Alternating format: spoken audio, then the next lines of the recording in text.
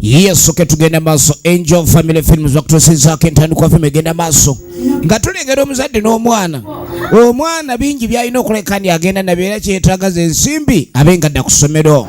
The Angel Family Films bakutuusizaako tedi kiruma muzadde yenna ng'omwana yakugamba agenda ku ssomero teyatuuka nga ne gye yabulira mpawo amanye mukazi watunga gyali emberebezi ng'ekuze abasajja bafuusa ab'omutawaana abayaga bali bakibaba kyakuba kya mupiipa.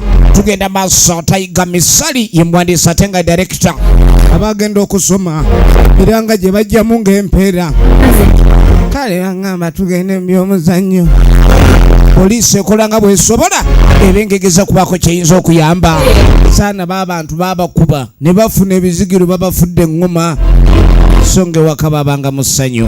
Kati ebintu byonoonese bagiyita Sarah ate nga tugenda gipremiering nga waliko Big Zone a girl. Now it's time the police to take control.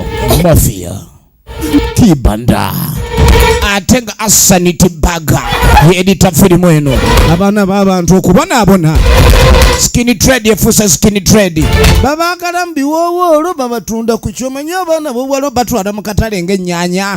Kati ensi etabuse nnyo omuntu alaba muntu munene naye ng'amulabamu ekyetunzi nga ne bw'okaaba otya ne bw'owoloma otya tayinza kusaasira. Angel Family Films Production Sarah era girindirire ku Big Zone anti premier.